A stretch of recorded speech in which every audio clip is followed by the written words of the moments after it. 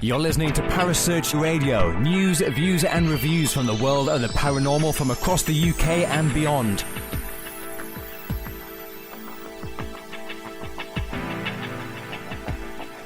Find us on Facebook, Twitter and the World Wide Web. Parasearch UK Radio.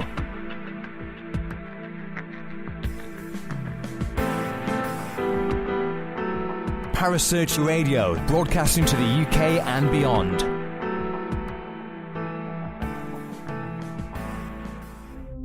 The views and opinions expressed by presenters and guests are their own and do not necessarily reflect the official policy or position of Parasearch Radio or its affiliates and sponsors. Listener discretion is advised.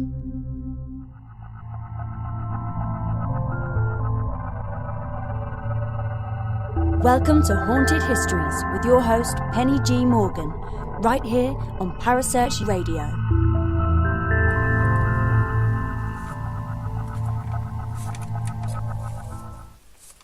Hello, my little lovelies. How are we all tonight? For all of those of you who've got kids and have started your summer holidays now, you have my utmost sympathy. I hope it's all going well for you. I haven't killed my children yet, but, you know, there's still time. Yes, so what have you all been up to? It's me, it's Penny, it's Haunted Histories, and tonight we've got an awesome show lined up for you. Absolutely awesome. It was a very, very scientifically tough one for me to learn about. Hi Ness, thanks for joining us again. Yeah, I kind of turned myself into a nuclear physicist for this show.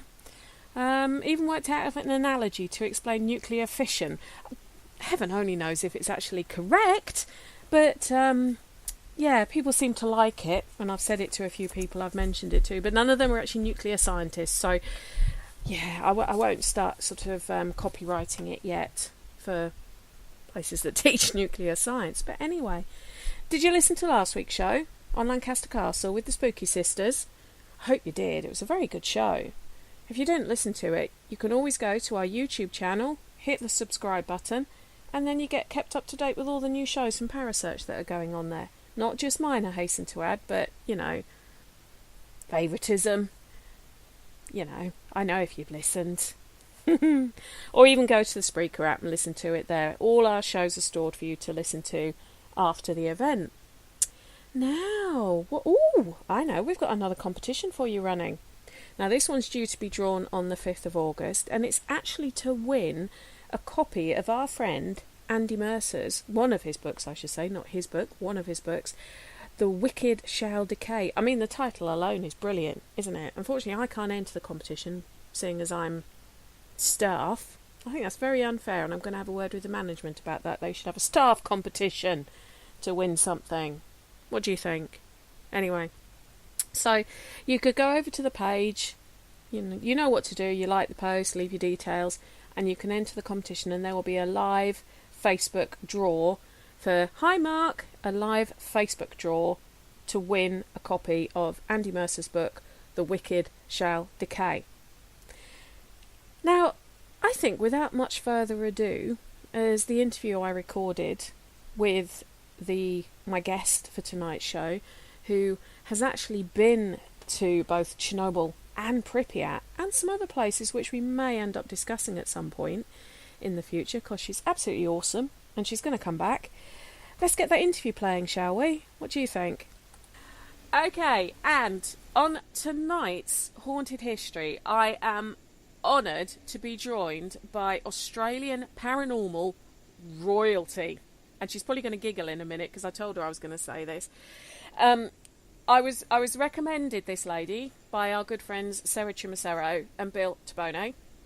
And I tell you what, we've been chatting for about 3/4 of an hour before we started this interview, and I adore her already. Richard Estep has also said how wonderful she is, and I agree with him completely. It's Ms. Beth Darlington. Hi Beth, how are you? I'm good, Penny. How are you? I'm very well, thank you. My kids are still being quiet upstairs, so, you know, I think the promise of chocolate It's working. See, chocolate makes the world go round, even It for does, children, doesn't it? so. Yeah. For me, chocolate and wine, but Yes, yes. chocolate, and chocolate cookies. That's what Yeah, works. yes. Well, thank Yum. you so much for doing this, Beth. I do know how busy you are. You do loads of sort of paranormal seminars, and you go on the speakers circuits and all of that kind of thing with Access Paranormal. Is that right? Yes, that's right. Yeah, Well, we're going to absolutely, share the yes. Access Paranormal link while this interview is going out on Wednesday, so people can go and have a look at your Facebook page on it. But tell us a bit about what is Access Paranormal. Well, it's a website for online learning for paranormal investigators, and it's very much about the how-to kind of stuff. So it's not, I mean, as we know, it's really important to kind of know a bit about, different types of possible hauntings or different ways in which, people might be affected. But then, of course, what happens to the how-to? So how do you figure that out? How do you go out there, and the best ways and techniques and methods as well? And, as investigators, it's also good to sort of throw ideas around when it comes to experiment ideas, who want to try and test some ideas out if you've experienced something. So it's all this kind of stuff, very, very hands-on, very practical, because a lot of us tend to be quite visual learners and kinesthetic. So we kind of learn by doing as well as seeing. But there's a lot of great information out there that's actually written in essays and scientific papers that is very good and knowledgeable and, very, very, the stuff that we should be learning about. But the way in which that information is being rolled out is not typical to the way in which we learn. Yeah. So to me, I like to be a bit of a bridge to that. So simplifying it, but making it a visual and easy how-to type stuff. So that's what Access is all about. There's directories on there. There used to be a section for all different events, but there's just so much going on Facebook now. I've kind of pulled that part out, but it's just, it's a great little spot. There's job interviews for, can you actually investigate paranormal activity? No, there is an actual section there, which is job ads as well. And it's all around the country, all around the world, Malaysia, India, obviously UK, USA and Australia too. So just a really good hub of learning content for people who want to get into paranormal investigating. So how did you get into paranormal investigating? Ooh, great question. I started about 10 years ago this year in the UK. Yeah. I was living there for a couple of years, and I wanted to do something on the weekend, and I was starting to get really involved in those shows. Yes, I was one of those people in the beginning, which means I have a 50-50 love-hate relationship with some programs that are out. It does promote the fact that you can actually go and do this if you really want to. Are you talking about Most Haunted there? Possibly.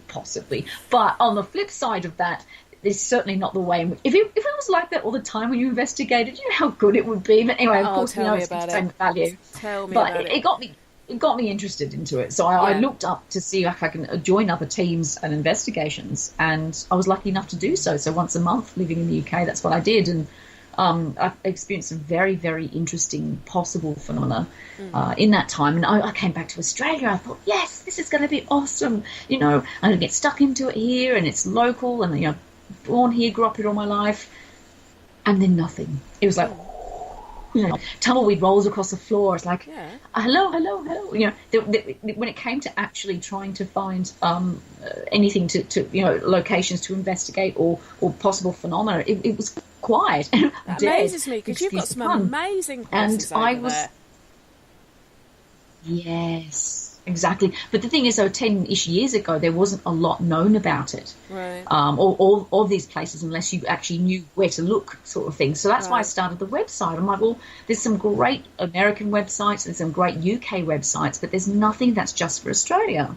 So that's why I started Access Paranormal, which is kind of a bit of a parody on Access Hollywood. So I kind of borrowed that and made it into this website, which was just really about networking, but it's actually turned more into a learning portal as opposed to just being about networking, and it's just literally grown from there. And like you said, I talk internationally as well as here locally, giving presentations on how-to stuff, which I'm deeply passionate about, really, really hands-on kind of stuff that you can actually take out in the field instead of just kind of giving theory type information. So I've loved it, and have, obviously, as we know, when it comes to stuff like this with the paranormal, that it's there, it's within you. So I've been doing it ever since and love it.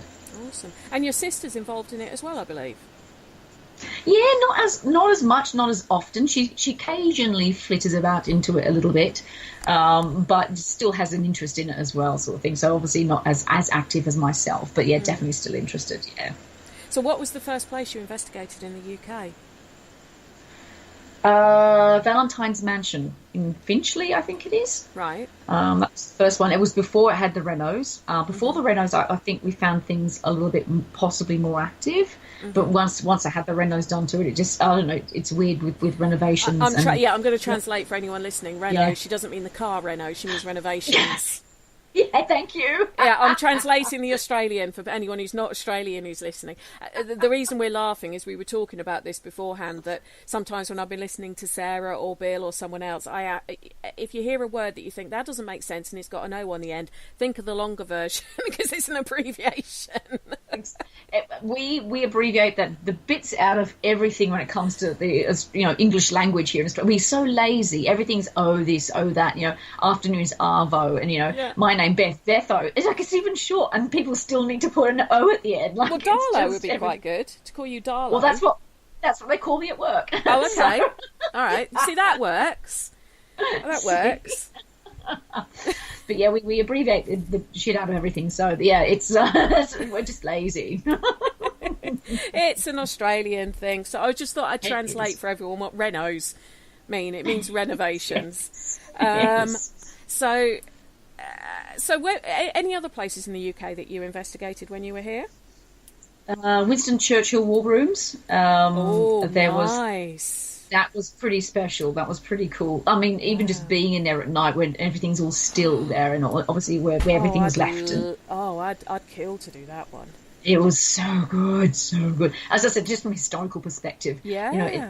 Obviously from a paranormal perspective, things weren't obviously very active, if at all. But just being there in the night, just sitting there, just thinking, the emotion of what was happening at the time, will that play itself out in any way? So well, I must admit, when I visited there just as a punter during the day, and you look at Churchill's chair, and you can just imagine him sitting there leaning forward with the cigar smoke coming out, and it's quite mind blowing, I think. Yeah, definitely.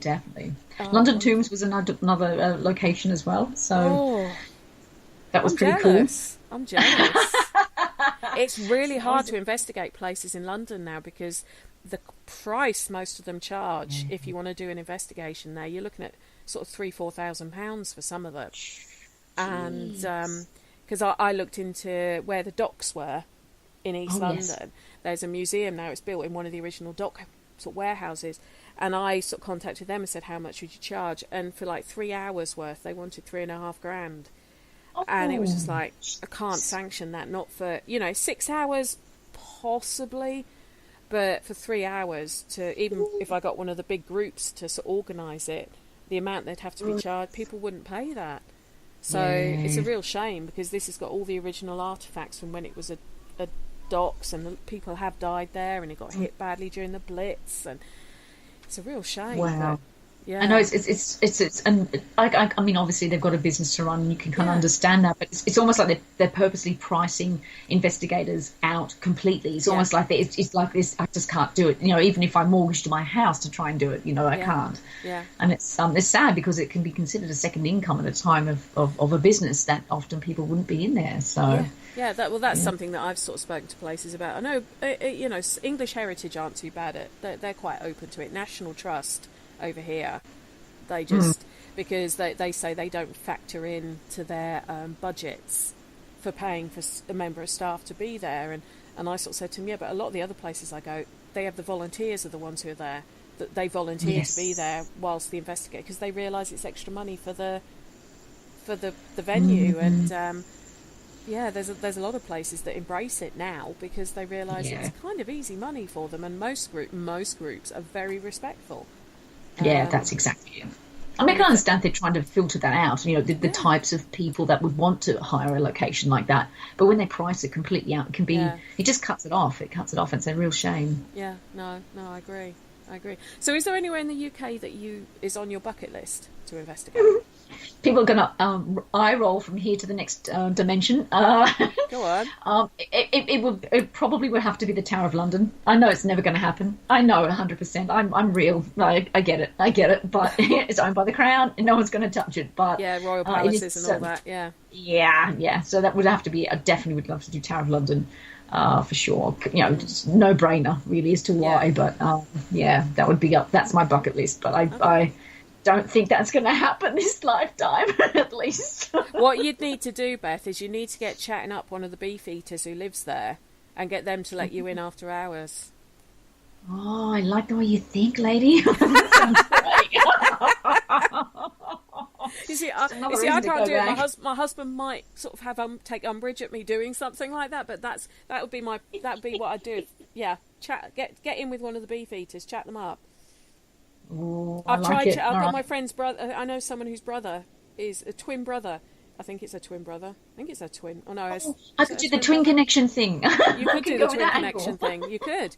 He's one of the senior beefeaters there, and I've tried being nice to him, but it's not worked yet. I'm still trying. Sort of dropping hints, but I think I've got to become his best friend, and slowly, aim for the long con, But I can understand that one. I can understand that one. Anywhere that's actually accessible that you'd like to go. Accessible? Yeah, no, somewhere that already we would be able to get you into. Oh, geez, there's so many different places. Oxford Castle would be one. Yeah? Yeah, I'd like to do that. Yeah, that's pretty easy to get. Yeah, that's an easy one. Gosh, there's something, and there's is it the halls? There's something that's like, I know it sounds halls. Hello, like the whole of England's old. It's got many halls, Beth. Which one? There's quite a few over here, my love. Yeah, they're really. I had no idea. It's like when people say, you live in England. Do you know the Queen? And who she is? I know of her. Or my sister lives in Scotland. Do you know her? It's 450 miles away. No. Yeah. There are so many places. There are so many different places. I reckon if I start to research places again and actually have a look, I'll be stuck for something to do every weekend for a year. You know what I mean? So, like, and I say stuck. I use that term loosely, but yeah. Oh yeah, it's like that. I have to limit once a month because otherwise, there's so many places I'd like to go. It gets ridiculous. But there's places I want to go back to again. That they have to be really special now because there's so many places I want to go to for the first time. It's very. That's the thing is with investigating, you want to keep going back to these places and seeing if because sometimes it can be quite one night. I mean, that's just the way it is. It's spontaneous phenomena, but so you can go back a couple of times at least if that. And there's so many great places over there. Well, you guys over your way as well. I mean, some of the places you've got over your way are just... And what I find really interesting is, and you probably from an educator's perspective would be able to add some sort of gravity to what I'm about to say, but you tend to find hauntings don't seem to be more than 200 years old, like the age of the haunting. So somewhere like Australia that is only about 200 years old, your places should be ripe with activity. Yeah, off its chops kind of stuff, huh? Sorry? Off its chops kind of stuff. Yeah. As it's happening. So all the places... I mean, I don't know Sydney as well as I sort of know the places in Melbourne, because you're the first person from Sydney I've spoken to. But, things like... Is it Norfolk Island, one of the penal colonies? Yes. Port Macquarie? Port Macquarie. That's the one. You've got Port Talbot, you've got obviously Melbourne Jail, you've got Arradale, you've got all these amazing places. They must be, pretty darned. You would think so, and also at the same time we've got our indigenous energy, if you want to look at it that way. So there's obviously something that's much much older that's in the soil as well. So our written history. Is 200 years old, but then of course we have something that is far, far older and far, far more ancient similar to as America well. With the Native Americans, you've got the Aborigine population. Absolutely. Yeah. Yep. Same thing. So it's there's so much to this country when it comes to this kind of stuff. But because we're such a big piece of land, getting to these places, it's like you're either flying or driving for 6 hours. And, you know, you do that in Europe and you're in another country. Here, you're still in the same country trying to get just to your destination. So it's just, but it's worth it. It's worth it in the end. But, we're few and far between. 90% of us live on the coast because the inland is just too uninhabitable. Yeah. So, that's where the sheep farms and everything are more inland, isn't it? Yeah. Yes, exactly. So, but that can be a bit of a challenge here. And also we don't have the population as well. We don't have the same population, obviously numbers-wise as you would in the UK and or in the US as well. You may not think that's too bad, but when it comes to trying to run events or run, sort of any investigation nights or anything like that, the challenge is the fact of trying to keep the cost down because we're few and far between and our insurances are through the roof here. Someone farts in the wrong direction and someone has to put an insurance claim on, that kind of stuff. So we're just very, very protective